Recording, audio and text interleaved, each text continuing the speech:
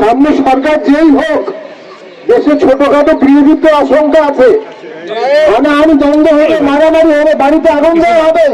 আমি এখানে বাড়ি করবো, কথা দিলাম। আমি আগে হোক বাড়ি করতাম। দেশে ভোট হয় কিনা, জাতীয় পার্টি বাড়ি ফেলে না ভোট করতে দেয়। 4 বার আমাদের পার্টি অফিসে আগুন দিচ্ছে, 4 বার। আমি ছুটে গিয়ে দাঁড়াইছি, মুখ খুলে দাঁড়াইছি, হেলমেট পরে দাঁড়াইছি, বড় বড় ইট মারছে, পুলিশের সামনে কথা বলেছি, মারামারি করছি। কেন? আমার দল আমাকে বাঁচাতে হবে। আপনারা আমাকে নির্বাচিত করবেন, শাখাটা ফুলচুরি নিপীড়িত মানুষকে আমি সেইভাবে আগলে রাখবো, সেইভাবে বাঁচাবো। একটা কণ্ঠস্বর প্রয়োজন একটা এলাকার জন্য। একটা রাজনীতিবিদের সবচেয়ে বড় অর্জন হলো সততা, তারপরে জনগণের ভালোবাসা, তারপরে কণ্ঠস্বর। এই কণ্ঠস্বর শক্তিশালী থাকলে এলাকার মানুষ নিরাপদে থাকবে। আমি যখন সুন্দরগঞ্জের এমপি হলাম, ওখানে 1400 লোক, জামাত ইসলামের 1400 লোক জেলখানায় ছিল। সুন্দরগঞ্জ তো আপনি জানেনই, বোঝেন, 5 জন পুলিশ মারা গেছে, হাজার হাজার মামলা, 70,000 লোকের নামে মামলা ছিল। 6 বছরে 6টা জামাতের লোককে আমি আইন শুরু দিই নেই। শক্তিশালী রাজনৈতিক কণ্ঠস্বর ছাড়া আপনারা নিরাপত্তা পাবেন না। আমি আপনাদের সেই নিরাপত্তা দিতে পারবো ইনশাল্লাহ।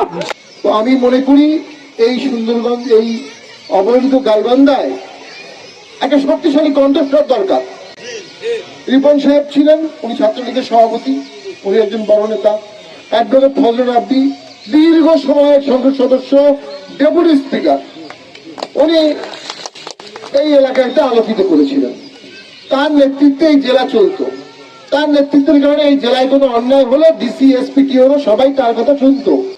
আমার চোখের সামনে দেখা, একবার ফোন করে উনি সচিবকে ধমক দিচ্ছেন যে আপনাকে বললাম আমার শাখাটা ফুলচুরি গরিব এলাকা, ওখানে আপনি বরাদ্দ বাড়িয়ে দিলেন না, আপনি বরাদ্দ কমাইলেন কেন? ওখানে স্যার আমি এখনই করে দিচ্ছি। তো সেই নেতৃত্ব দরকার, যাকে সচিব স্যার বলবে, যাকে ডিসি স্যার বলবে, যার কমান্ড শুনবে।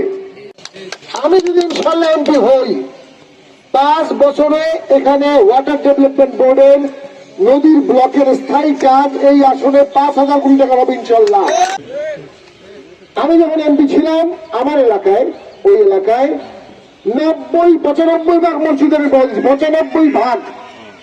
2-4টা মসজিদ এনে গেছে, পরে আমি নিজের টাকায় দিয়ে গেছি। আমি সেই অভিজ্ঞতার আলোকে শাখাটা ফুলচুরি ছাড়াবো। আমি একজন আইনজীবী, আমার চেম্বার আছে, 6-7 জন জুনিয়র আছে, 3-4 জন ব্যারিস্টার আমার সাথে কাজ করে। আমি যদি এমপি হই, আপনাদের যে মামলাগুলো হবে আমরা এগুলো কম খরচে বিনা পয়সা করে